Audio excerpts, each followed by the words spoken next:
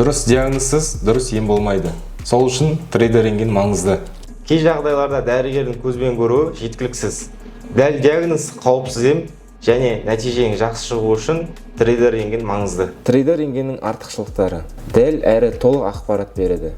Жай рентген бір жазықтықты ғана көрсетсе, 3D рентген жақ сүйектерді, тістерді, жүйке арналарын, тіпті түбірдің ұшында толық көруге мүмкіндік береді.